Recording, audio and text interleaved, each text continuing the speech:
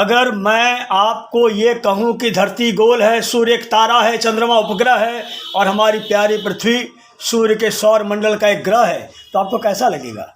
वैसे ही जैसे कोई बताए कि फेसबुक एक सोशल मीडिया है और गौरैया एक पक्षी है। विज्ञान आज इतना आगे बढ़ चुका है कि हमने धरती से लेकर अंतरिक्ष तक के ढेर सारे रहस्यों की खोज कर ली है। हमें पता है कि धरती पर दिन रात क्यों होते हैं, मौसम कैसे बदलते हैं, समय की गणना कैसे की जाती है, धरती पर जीवन की उत्पत्ति कैसे हुई। ऐसे असंख्य सवालों के जवाब आज हमारे पास हैं। अब तो हम चांद पर उतरने की तैयारी कर रहे हैं। चंद्रयान-3 चंद्रमा के रास्ते में है और पल पल की खबर भेज रहा है। लेकिन जैसे हर यात्रा की कहानी में सिर्फ मंजिल नहीं होती, एक लंबी सड़क भी होती है, वैसे ही विज्ञान की इस यात्रा में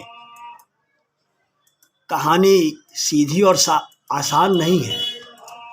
एक समय ऐसा भी था जब सिर्फ यह कहने के लिए कि पृथ्वी गोल है, कुछ लोगों को मौत के घाट उतार दिया गया था।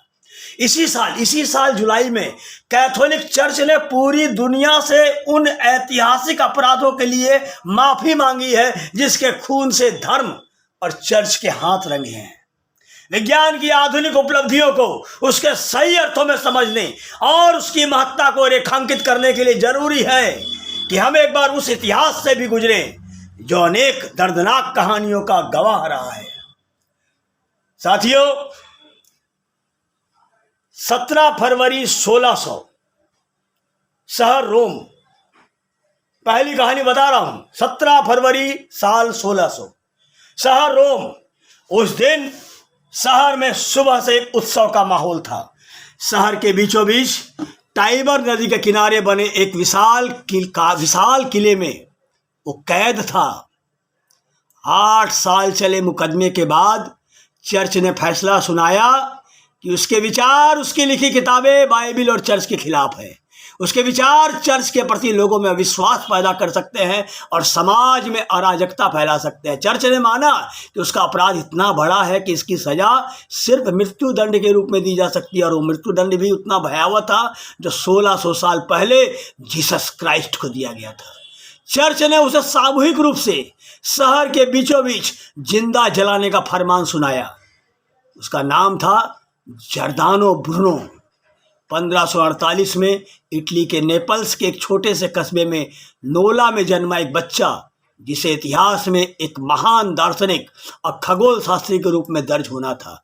और वह विचार जिसके लिए चर्च ने उसे मृत्यु दंड दिया था वो यह था कि अंतरिक्ष का केंद्र पृथ्वी नहीं, अंतरिक्ष का केंद्र सूर्य है। पृथ्वी सूर्य के चारों ओर चक्कर लगाती है और चंद्रमा पृथ्वी के चारों ओर चक्कर लगाता है। धरती चपटी नहीं है, धरती गोल है। खगोल विज्ञान की वो सारी बुनियादी प्रस्थापनाएं जो हमारी आधुनिक वैज्ञानिक उपलब्धियों का आधार है। साथियों, यही बातें ब्रूनो से 75 साल पहले निकोलाई कोपरनिकस ने भी कही थी।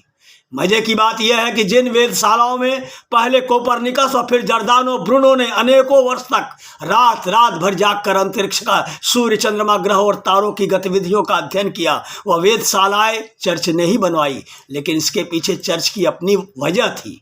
संसार की सभी सभ्यताओं में समय की गणना का शुरुआती तरीका चंद्रमा की घटती बढ़ती कलाओं का अध्ययन करना ही था। बाइबिल में लिखा था कि पृथ्वी अंतरिक्ष का केंद्र है और सूर्य पृथ्वी के चारों ओर चक्कर लगाता है। पृथ्वी की केंद्रीयता का सिद्धांत पृथ्वी पर मौजूद जीवन और मनुष्यों की श्रेष्ठता के सिद्धांत से उपजा था। चर्च बुनियादी तौर पर ज्ञान की राह में रोड़ा नहीं था, लेकिन वह उतने ही ज्ञान का हिमायती था जो उनके धर्म ग्रंथ में लिखी बातों को चुनौती न दे। साथियों, आज जमाना बदल गया है। आज हम चांद पर उतरने जा रहे हैं और आज शाम को भारत जश्न मनाएगा। चंदा मामा पास के। आज सारे भारतीयों को गौरव होने का अवसर मिला है।